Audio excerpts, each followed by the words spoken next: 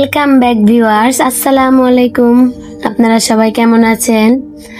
আজকে পবিত্র জুম্মার দিন সকালে উঠে আমার ছেলে আমার কাছে আবদার করছে, আম্মু আমি আজকে ডিম পোস্ট খাবো, সাথে পরোটা, আবার আপনার সেমাই।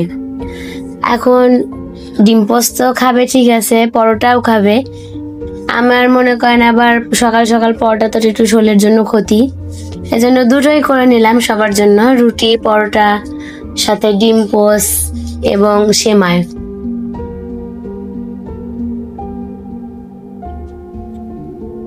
আপনারা দেখতে পাচ্ছেন আমি এখন এই যে পরোটা করছি। আমার ডিম পোস্টটা হয়ে গেছে, আমি ডিম পোস্টটা তুলে রাখছি, রেখে আমি এখন পরোটা করছি, রুটি করছি। এটা হয়ে গেলে পরে আমি সেমাইটা করব। ততক্ষণে আমার ছেলে ঘুম থেকে উঠে পড়ছে, ওই তো ব্রাশ করছে, মুখ ধুচ্ছে, ওর আব্বুকে ডেকে তুলছে। আজকে যেহেতু শুক্রবারের দিন, তো ওর আব্বু তো বাসায়, একটু লেট করে ঘুম থেকে উঠছে সবাই। তারপরও মনে করেন মেয়েদের তো লেট তো আর হয় না, মেয়েদেরকে তো অবশ্যই তাড়াতাড়ি ঘুম থেকে উঠতে হয়, সংসারের সব কাজকর্ম করা লাগে, এরপর ছেলের ছোট ছোট আবদারগুলা পূর্ণ করা লাগে। এটাতেই তো মা হওয়ার একটা সার্থকতা। একটা মা হওয়ার মধ্যে কতটা আনন্দ, কতটুকু সার্থকতা, ততটা বোঝা যায়। আপনার একটা ছেলের তার মায়ের উপর ভালোবাসা থাকে, তারা ছোট ছোট আবদারগুলা পূর্ণ করা, সামর্থ্য অনুযায়ী চেষ্টা করি তার সব আবদার পূর্ণ করার, বাকিটা উপরওয়ালার ইচ্ছায়। উপরওয়ালা করাই বলে আমরা করতে পারি, সেটা আমাদের যার যতটুকু সামর্থ্য সে ততটুকুই করবে। আল্লাহ যাকে যতটুকু ক্ষমতা দিয়েছে তার মধ্যে সীমাবদ্ধ থেকেই সবকিছু করা লাগে।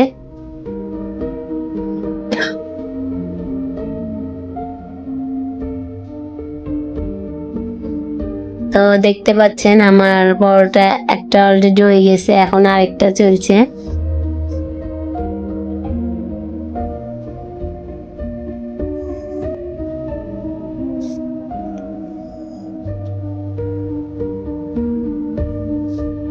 আসলে একটা মেয়ের জীবনটা, বিয়ের পরে মানুষের যদি মেয়েদের স্বামী ভালো হলে সেই মেয়ের জীবন তো সার্থক হয়ে যায়।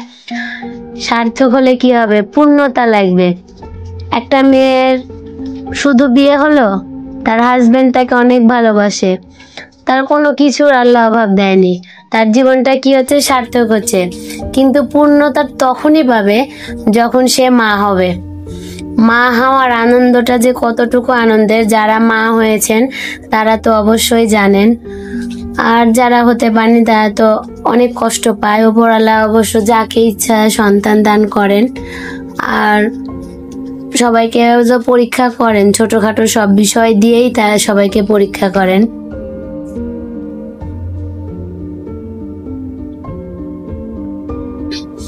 আমার পরোটা করা শেষ, এখন সেমাইয়ের জন্য পানি দিলাম চুলায়। আমার ছেলেটা হচ্ছে যে রুটি বানানো হয়েছে,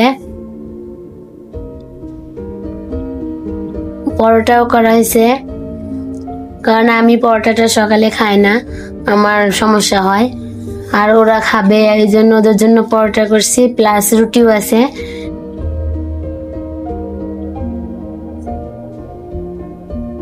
আর এই তো সাথে ডিম পোস্ট। ছেলে আমার যদিও ডিম পোস্টটা পছন্দ করে না, কিন্তু ডিম পোস্টটা আমি মনে করি শরীরের জন্য অনেক বেটার একটা বাচ্চার জন্য। আর এই যে সেমাই, বনফুলের লাচ্চা সেমাই, সবকিছু রেডি করে রাখছি।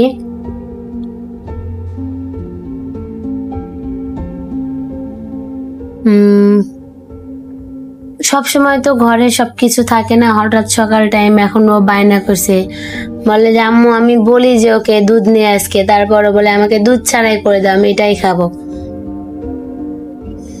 আল্লাহর রহমতে আমার ছেলেকে নিয়ে খাওয়া দাওয়া নিয়ে আমার কোনো সমস্যা হয় না। আমি এটার মধ্যে এলাচ, লং আর একটু দারচিনি দিলাম যাতে সেমাইয়ের ঘ্রাণটা আসে। কিশমিশ, বাদাম সবগুলাই দেওয়া হয়েছে।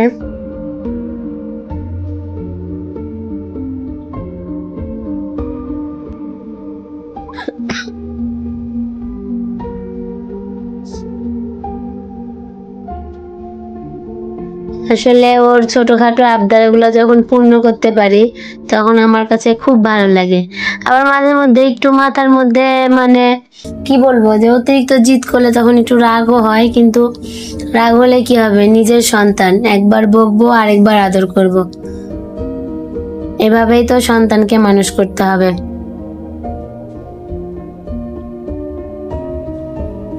আল্লাহ তাআলার রহমতে ও এখন একটু বড় হয়েছে, ওকে আমি মাদ্রাসায় ভর্তি করে দিছি। পড়াশোনা আল্লাহর রহমতে মোটামুটি ভালো। আল্লাহর কাছে খালি দোয়া করে আমার ছেলেটা যেন খুব ভালো মানুষের মতো মানুষ হতে পারে। আপনারাও আমার ছেলের জন্য দোয়া করবেন।